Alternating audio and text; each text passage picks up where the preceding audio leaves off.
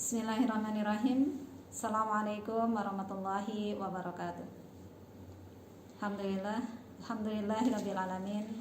Nahmaduhu wa nasta'inu wa nastaghfiruh wa min sururi anfusina wa min sayyiati a'malina. Faman yahdihillahu fala mudhillalah wa may yudhlilhu fala hadiyalah. Asyhadu an la ilaha illallah wahdahu la syarikalah wa asyhadu anna Muhammadan abduhu wa rasuluh. Rabbi shrah li sadri wa yassir li amri wahlul 'uqdatam min lisani yafqahu qawli. Apa kabar keluarga Indonesia hari ini? Semoga Allah senantiasa memberikan keberkahan, keselamatan, dan kebahagiaan kepada semua keluarga Indonesia yang mengikuti kajian pada sore hari ini. Hari ini kita memasuki hari ke-21 di bulan Ramadan 1442 Hijriah. Semoga apa yang sudah terlewati, amal-amal ibadah kita diterima oleh Allah Subhanahu wa taala. Dan Allah mudahkan kepada kita semuanya, Allah berikan kekuatan kepada kita semuanya untuk memaksimalkan amal kita di penghujung Ramadan ini. Tema kajian kita sore hari ini adalah Ramadan bersama Rasulullah. Seandainya Bapak, Ibu, dan anak-anakku sekalian mendapatkan kesempatan buka bersama Rasulullah, bagaimana rasanya? Mendapatkan kesempatan sholat tarawih bersama Rasulullah, betapa bahagianya. Tapi apakah itu mungkin terjadi hari ini? Tentu saja tidak. Karena Rasulullah Nabi Muhammad SAW telah wafat ribuan tahun yang lalu. Lalu bagaimanakah? Apakah kita bisa Ramadan bersama Rasulullah tahun ini? Secara fisik memang tidak mungkin, karena antara kita dan Rasulullah telah berbeda alamnya. Namun secara esensi kita bisa menghadirkan Rasulullah di bulan Ramadan di tengah keluarga kita. Bagaimana caranya? Tentu saja Ramadan ini menjadi momen, menjadi saat-saat kita untuk semakin meningkatkan ketaatan kita kepada Allah Subhanahu wa taala, meningkatkan ketaatan kita kepada Rasulullah sallallahu alaihi wasallam. Ramadan ini menjadi saat bagi kita untuk meningkatkan kecintaan kita kepada Allah Subhanahu wa taala dan juga kecintaan kita kepada Rasulullah sallallahu alaihi wasallam. Ketika rasa cinta kita semakin besar, ketaatan kita semakin kuat. Semoga saat itulah kita merasakan kebersamaan kita bersama Rasulullah di bulan Ramadan ini. Di dalam salah satu ayat Allah berfirman di surat Al-Ahzab ayat 56. Innallaha wa malaikatahu yusholluna 'alan nabi. Ya ayyuhalladzina amanu shallu 'alaihi wa sallimu taslima. Sesungguhnya Allah dan malaikat bersolawat untuk Nabi. Hai orang-orang yang beriman, bersolawatlah kamu untuk Nabi dan ucapkanlah salam penghormatan kepadanya. Bersolawat untuk Rasulullah sallallahu alaihi wasallam di bulan Ramadan ini, marilah kita perbanyak salawat. Karena di dalam hadisnya Rasulullah sallallahu alaihi wasallam juga mengingatkan, ketika kita bersalawat atas Rasulullah 1 kali, maka Allah akan bersalawat untuk kita 10 kali. Masya Allah. Dan Allah memberikan kesempatan kepada Rasulullah sallallahu alaihi wasallam untuk memberikan syafaat kepada umatnya nanti di yaumul akhir. Semoga kita semuanya termasuk orang-orang yang nantinya akan mendapatkan syafaat dari Rasulullah Sallallahu Alaihi Wasallam. Mari perbanyak salawat di bulan Ramadan ini untuk Rasul tercinta kita. Sallu ala Nabi. Allahumma salli ala Muhammad wa ala ali Muhammad. Tingkatkan kecintaan kita supaya kita mudah menghidupkan sunah-sunahnya, mudah untuk taat kepada Allah dan Rasulnya. Dan selanjutnya, ketika kita di bulan Ramadan ini menghidupkan sunah-sunah Rasul, maka disitulah tadi kita merasakan kebersamaan Rasulullah di bulan Ramadan kita. Apa sajakah sunah-sunah Rasulullah yang sering beliau lakukan di bulan Ramadan ini? Marilah kita bahas satu demi satu. Hal ini pun sebenarnya selain untuk menyampaikan kepada seluruh keluarga Indonesia dimanapun berada, ini pun sebagai pengingat bagi diri saya pribadi untuk menghidupkan sunah-sunah Rasulullah, menjalankan apa yang sudah dicontohkan oleh beliau. Nah, di bulan Ramadan ada beberapa hal yang bisa kita lakukan untuk menghidupkan sunah-sunah Rasulullah Sallallahu Alaihi Wasallam. Yang pertama berkaitan dengan makan. Dalam hal makan, di pagi hari sebelum terbit fajar, kita disunahkan melaksanakan sahur. Dalam hadis riwayat Ahmad, makan sahur adalah berkah, maka janganlah kalian meninggalkannya, walau kalian hanya meminum seteguk air, karena Allah dan para malaikat mendoakan orang yang sahur. Masya Allah. Sahur ini memang di luar pola kebiasaan sehari-hari kita ya, makannya. Ada kalanya ada rasa malas untuk melaksanakan sahur dan merasa toh kuat, gak usah sahur juga kuat. Namun ternyata makan sahur ini adalah sunnah Rasulullah, karena di dalam sahur tadi ada keberkahan. Bahkan orang yang melaksanakan sahur didoakan oleh malaikat. Masya Allah. Kalau di keluarga kita masing-masing ya, bisa jadi ada beberapa anggota keluarga yang sudah mulai menurun semangat sahurnya. Bisa jadi untuk anak-anak ya, sudah mulai menurun semangatnya untuk sahur, bangun sahur dan sebagainya. Nah ini mari kita saling menguatkan kembali. Meski tadi kuat ya, tanpa sahur, tapi dalam sahur ada keberkahan dari Allah Subhanahu wa taala. Bahkan tadi Rasulullah menyampaikan, mengingatkan dalam sabdanya, walaupun hanya dengan seteguk air.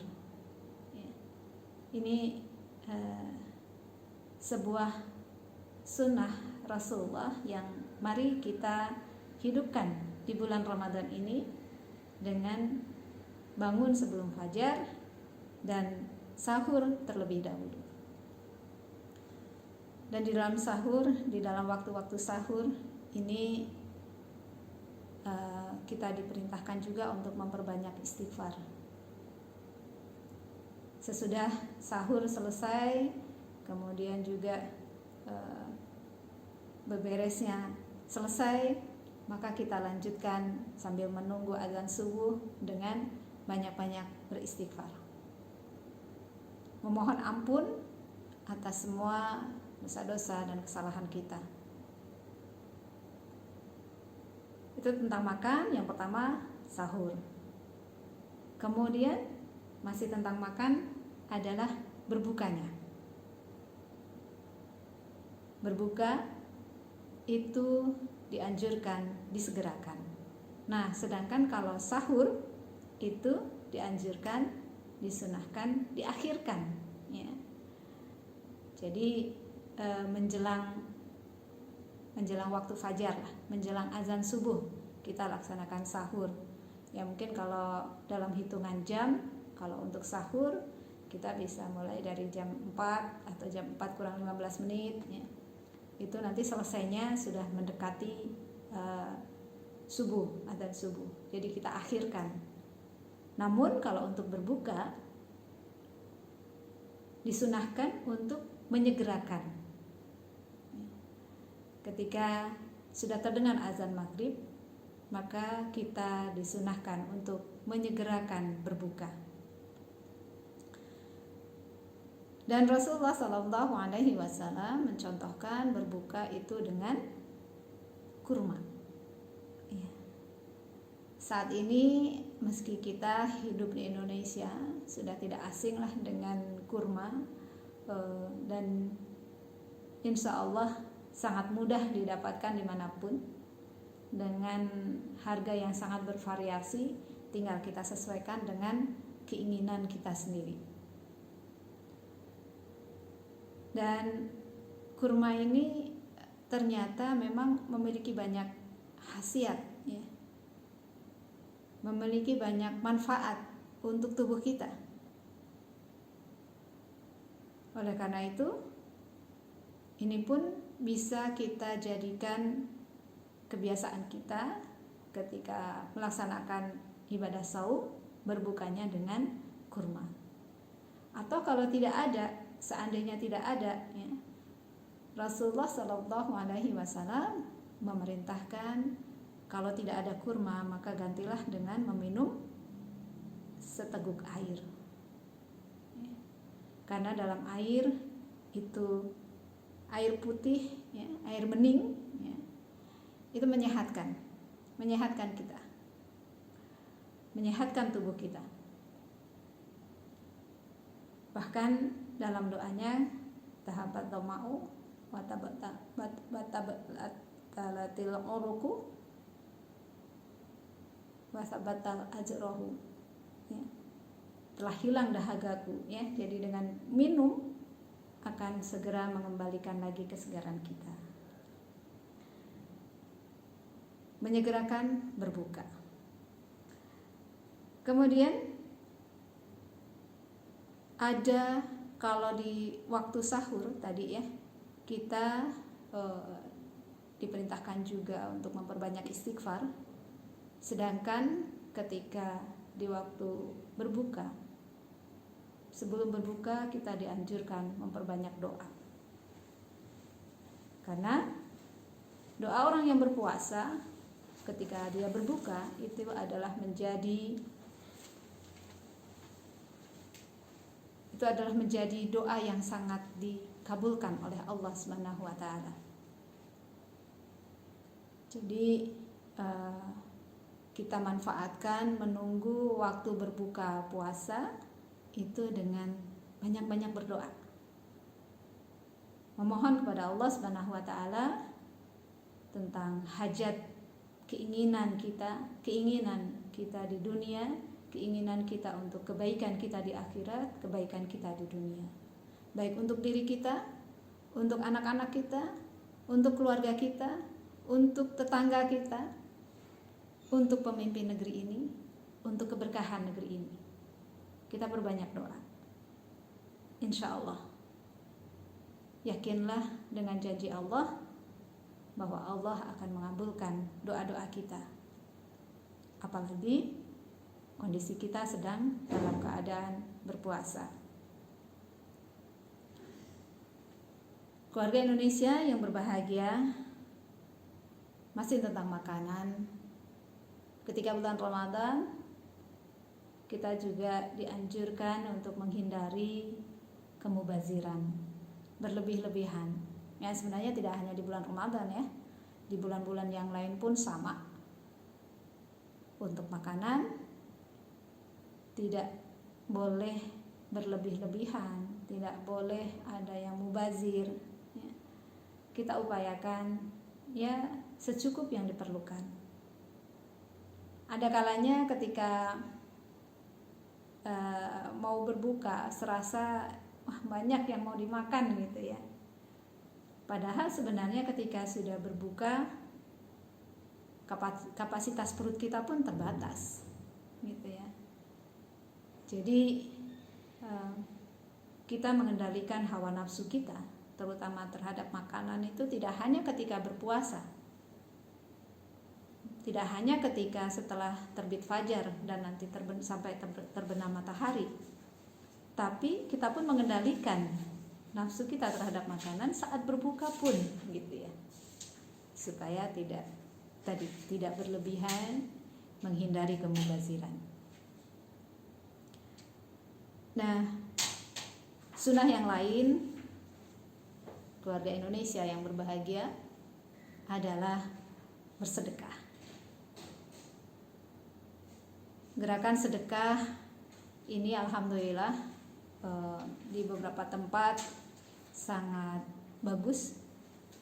Alhamdulillah banyak lembaga-lembaga yang mengelola zakat, infak, sedekah, wakaf, ya, sehingga memudahkan kita ya, untuk menyalurkannya. Apabila kita tidak bisa menyalurkan sendiri, maka dengan menyalurkan ke lembaga zakat dan infak ya, ini akan lebih tepat sasaran, akan lebih bermanfaat, lebih besar kemanfaatannya untuk umat. Dan Rasulullah SAW di bulan Ramadan ini sangat dermawan, semakin meningkat kedermawanannya. Bahkan disebutkan kedermawanan beliau di bulan Ramadan ini seperti angin yang berhembus, begitu cepat, begitu banyak, bersegera, tidak terlewat ya. Sedekah subuh pun juga sekarang menjadi sebuah gerakan yang bagus gitu ya. Ajakan untuk kita melaksanakan sedekah subuh, artinya sedekah subuh ini kita bersedekah di pagi hari. Kita langsung menyisihkan sebagian dari harta kita, sebagian dari rezeki kita di pagi hari. Bisa jadi dibawa ke masjid ya, kita masukkan ke kenceleng yang ada di masjid, atau juga kita siapkan kotak infak di rumah untuk diisi dengan sedekah subuh tadi ya. Langsung kita masukkan ke situ setiap pagi ya. Atau juga bahkan ada yang unik di salah satu lembaga sosial tadi ya, yang mengelola sedekah dan juga infak zakat, ada donatur yang setiap pagi itu mentransferkan donasinya ya. Jadi ini banyak cara, banyak jalan gitu ya, kita bersedekah. Dan insya Allah dengan kita menginfakkan sebagian dari harta kita, maka Allah akan berkahi yang ditinggalkannya gitu ya. Harta yang tidak kita sedekahkan itu akan Allah berikan keberkahan.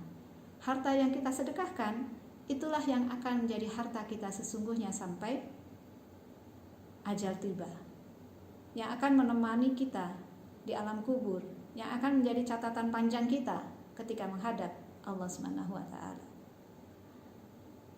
Jadi bersedekah di bulan Ramadan ini adalah sunnah dari Rasulullah sallallahu alaihi wasallam yang semoga kita pun bisa mencontohnya.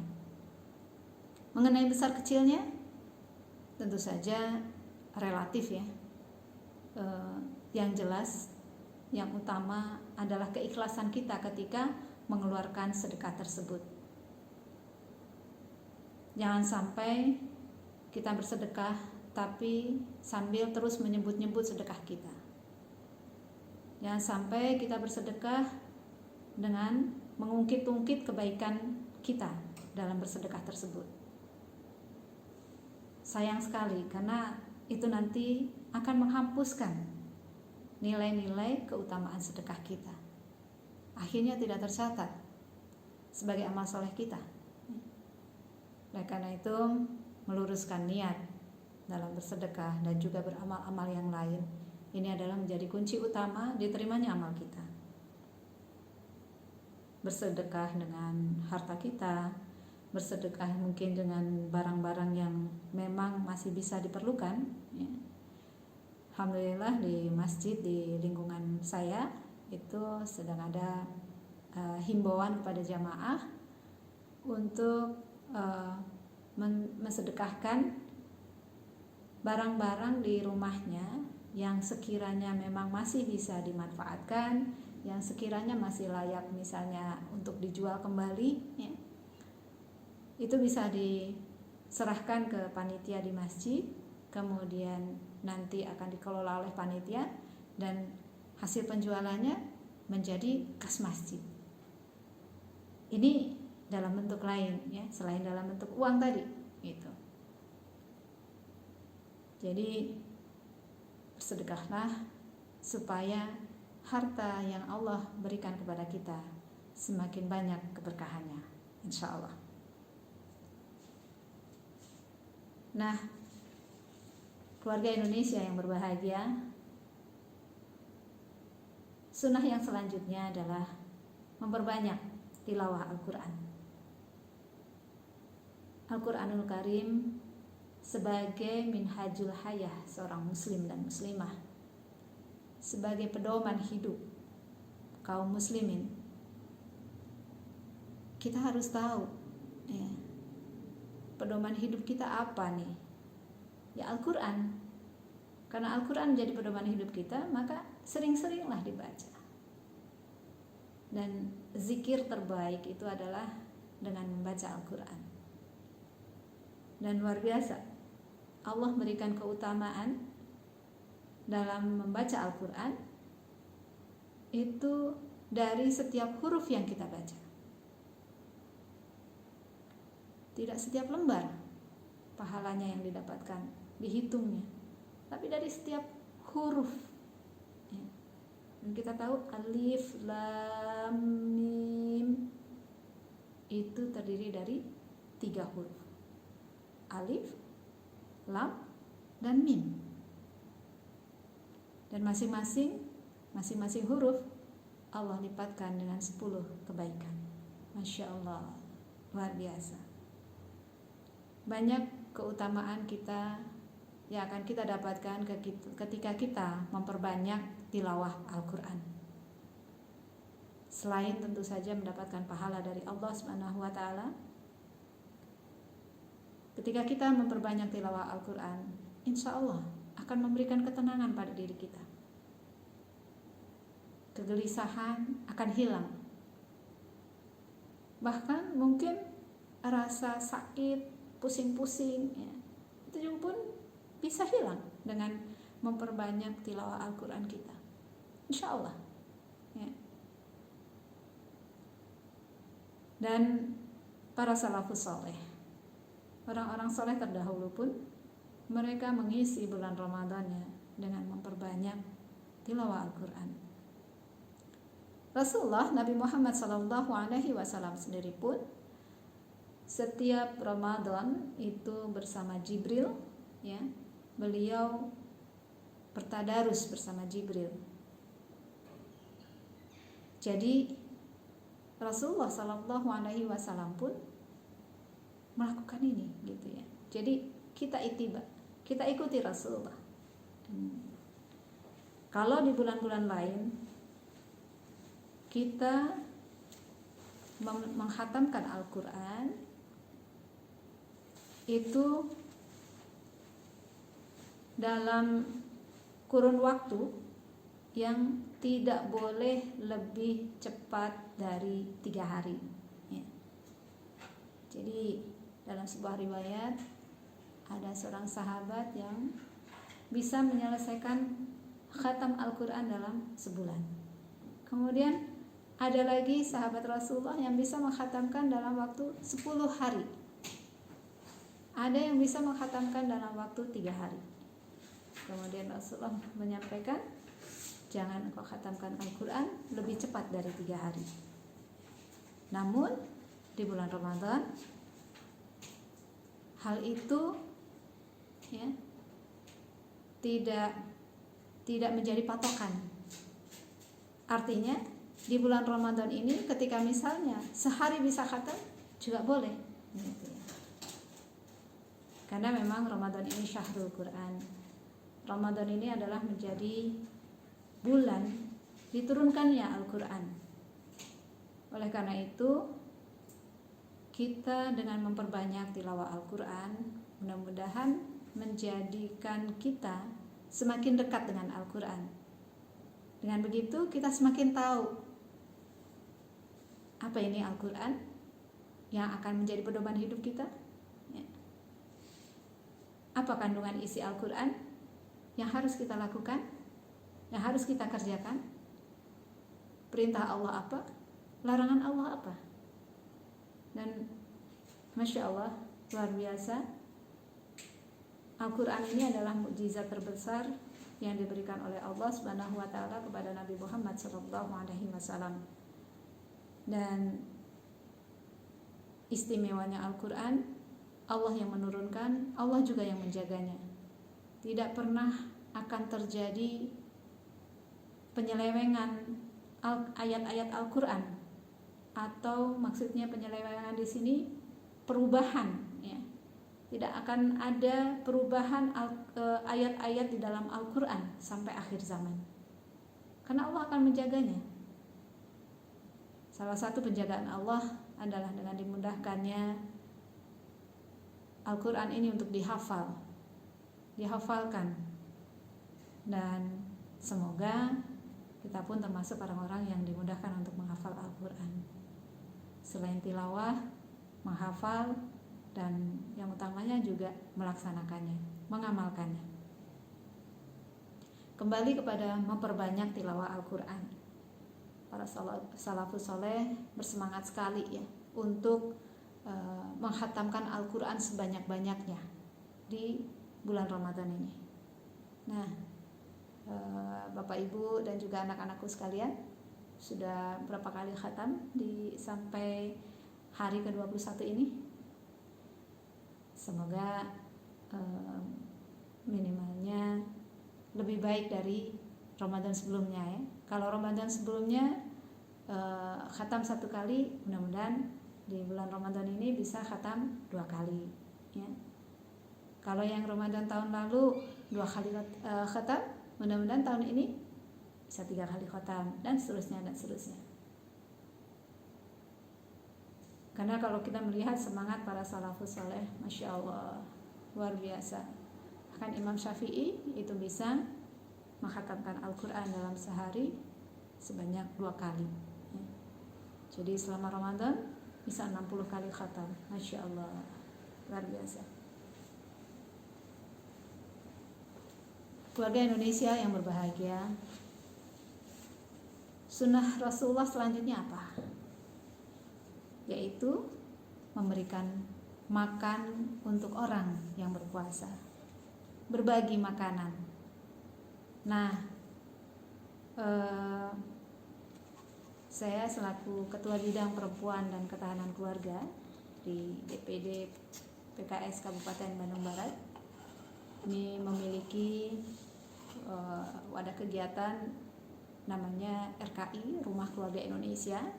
Dan alhamdulillah di bulan Ramadan ini kami memiliki program untuk sebar takjil di 16 kecamatan di seluruh Kabupaten Bandung Barat.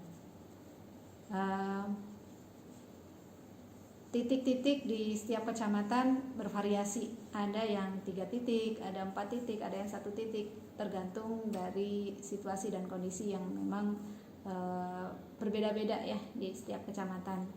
Namun kami usahakan, kami jadwalkan dari awal Ramadan sampai nanti akhir Ramadan itu ada kegiatan RKI sebar takjil. ya, untuk masyarakat.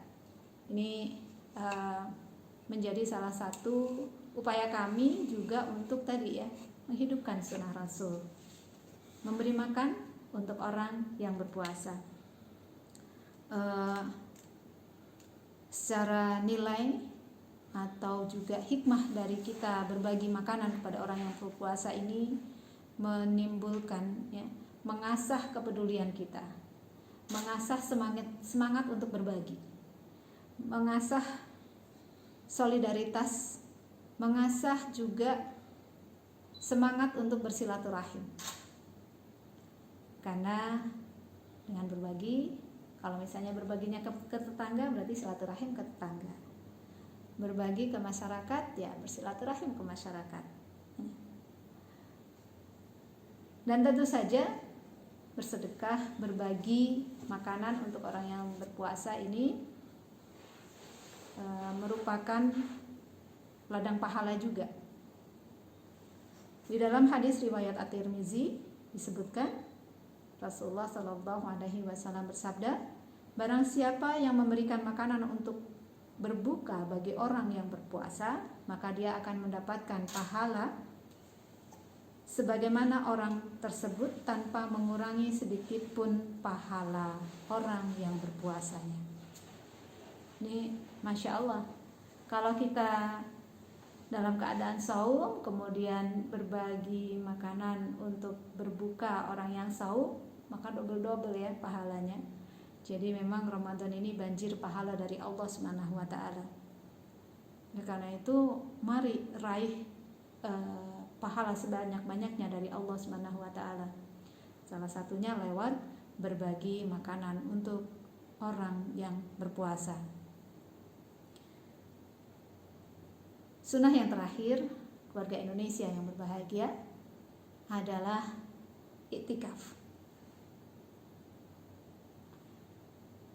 Rasulullah Shallallahu Alaihi Wasallam setiap Ramadan itu di 10 hari terakhirnya senantiasa melaksanakan iktikaf ini.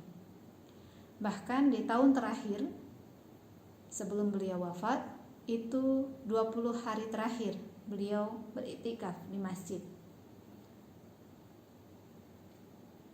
Dalam hadis riwayat Bukhari bahwasanya Nabi Shallallahu Alaihi Wasallam beriktikaf pada 10 hari terakhir di bulan Ramadan sampai beliau diwafatkan Allah Subhanahu wa taala.